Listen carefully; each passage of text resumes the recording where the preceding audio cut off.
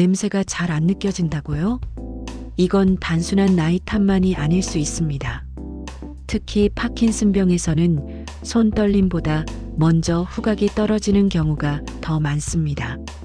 연구에 따라 차이가 있지만 보고된 범위로는 전체 환자의 70% 이상이 초기부터 후각 변화가 나타난다고 합니다. 그렇다고 놀라실 필요는 없습니다. 집에서 단 5분이면 지금 내 코와 뇌의 상태를 아주 간단하게 확인해 볼 수 있다는 좋은 소식이 있으니까요. 이 이야기는 불안이 아니라 예방을 위한 안내서입니다. 그리고 오늘 영상에는 꼭 알아두시면 도움이 되는 이야기가 숨어 있습니다. 그러니 끝까지 시청하시기 바랍니다. 오늘은 첫째, 지금 바로 할 수 있는 냄새 자가점검 3가지. 둘째, 후각과 파킨슨병이 왜 연결되는지. 셋째, 앞으로 한 달 동안 실천하면 좋은 뇌 건강 습관. 이 3가지를 차근차근 안내해 드리겠습니다. 끝까지 들으시면 괜히 걱정할 필요 없는 상황과 지금 한 번은 체크해야 하는 신호를 스스로 구분할 수 있게 되실 겁니다. 저는 시니어 분들의 건강에 관한 내용을 차분하고 편안하게 전달하는 사람입니다. 지금부터는 바로 집에서 해볼 수 있는 체크부터 시작해 볼게요. 이 부분은 많은 분이 모르고 지나칩니다. 설명은 뒤로 잠시 미루고 우선 방법부터 알려드리겠습니다.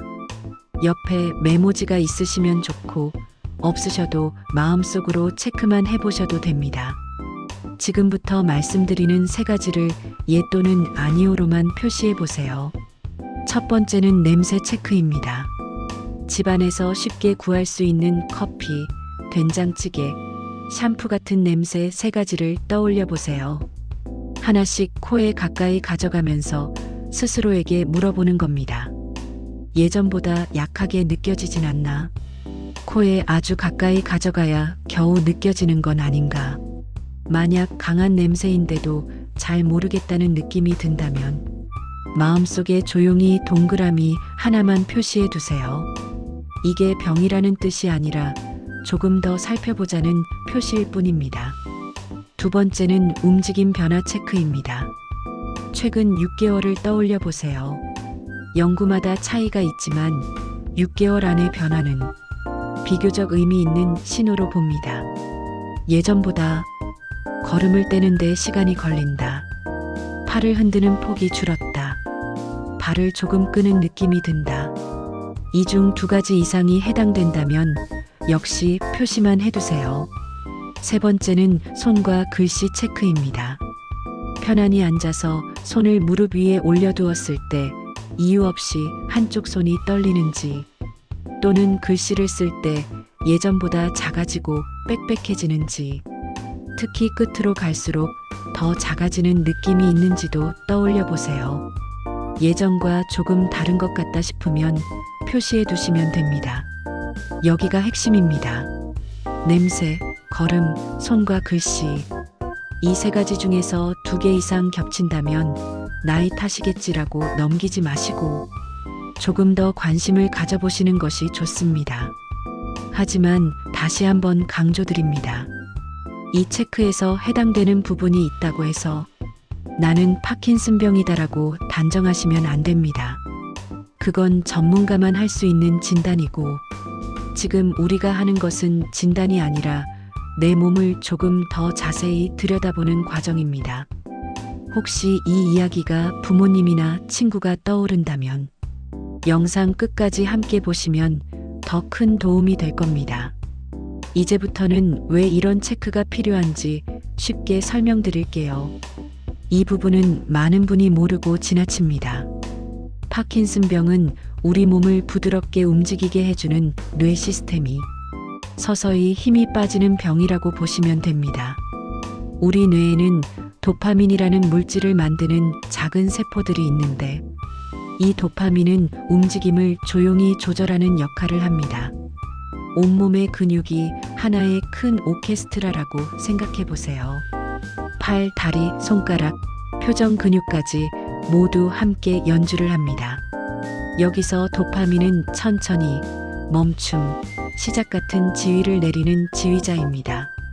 그런데 파킨슨병에서는 이 지휘자 역할의 세포가 줄어들면서 몸의 움직임이 느려지고 굳고 때로는 떨림이 나타납니다.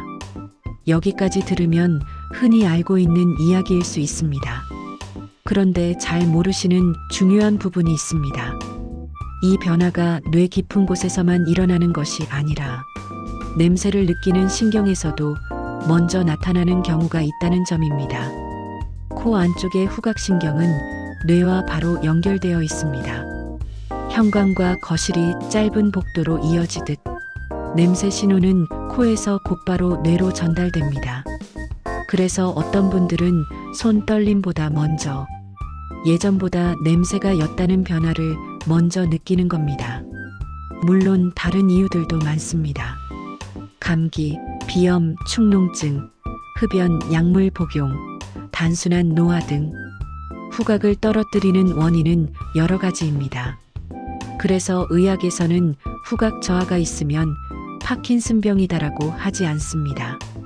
정확한 표현은 후각 변화가 있는 사람 중 일부에서 파킨슨병이 더 잘 나타난다. 그래서 함께 살펴볼 가치가 있다. 이 정도입니다. 중요한 건 우리가 알고 있느냐 모르느냐입니다. 알고 있으면 일찍 대비할 수 있고 모르면 나이 탓이겠지 하고 넘기다가 신호를 놓칠 수 있습니다.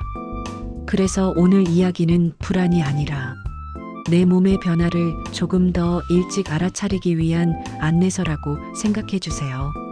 지금부터는 실제로 따라 하실 수 있는 실천 단계입니다.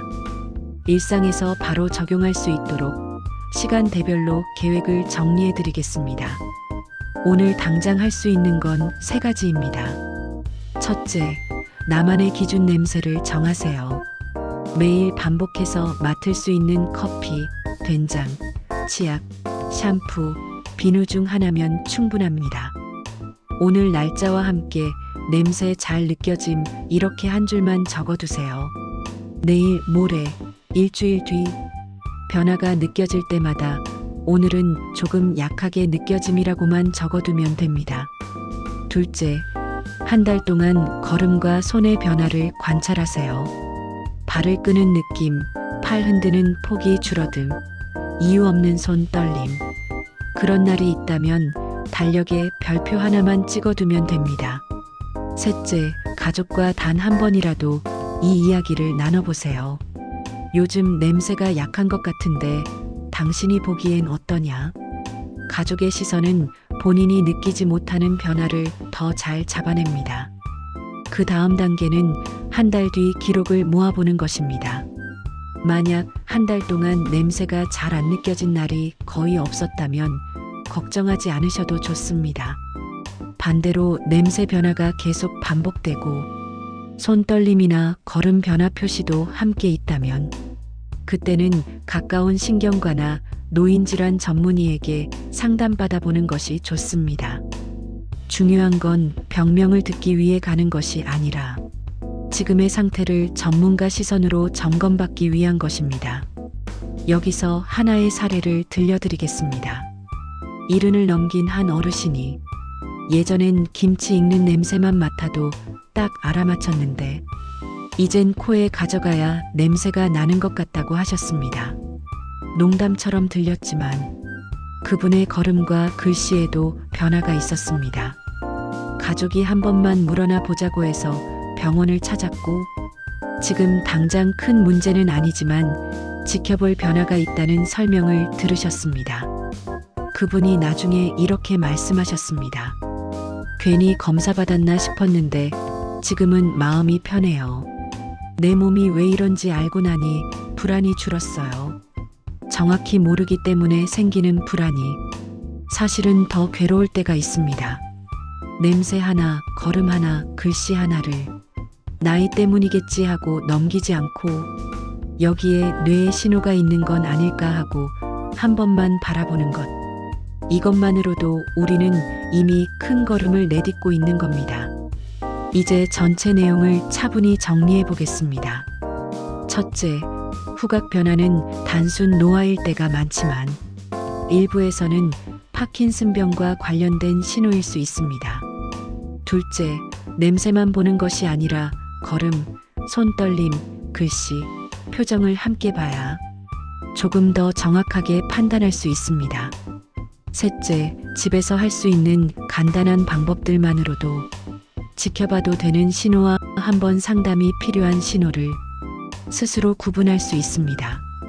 그래서 제가 꼭 남기고 싶은 문장은 이것입니다. 냄새 하나도 그냥 넘기지 마세요. 작은 후각 변화가 뇌가 보내는 가장 빠른 신호일 수 있습니다. 영상이 끝나면 꼭 이 한 가지만 해보세요. 주변의 냄새 중 기준으로 삼을 하나를 고르고 오늘 날짜와 함께 이렇게 느껴졌다라고 한 줄만 적어두는 것. 그 한 줄이 앞으로 당신의 뇌 건강을 지키는 첫 기록이 될 수 있습니다. 혹시 떠오르는 분이 있으신가요? 부모님이 요즘 냄새를 잘 못 맡는다던데, 친구가 걸음이 요즘 조금 달라졌다던데, 그렇다면 오늘 이야기를 가볍게 나눠주세요. 작은 말 한마디가 누군가에게는 큰 도움이 될 수 있습니다. 그리고 이런 이야기를 편안하고 정확하게 앞으로도 계속 듣고 싶으시다면 구독과 좋아요 부탁드립니다. 이 채널은 불안만 키우는 정보가 아니라 지금부터 내가 무엇을 할 수 있을지 알려드리는 채널입니다. 오늘도 끝까지 함께 해주셔서 감사합니다. 당신의 내일이 오늘보다 조금 더 편안하고 건강하시길 바랍니다.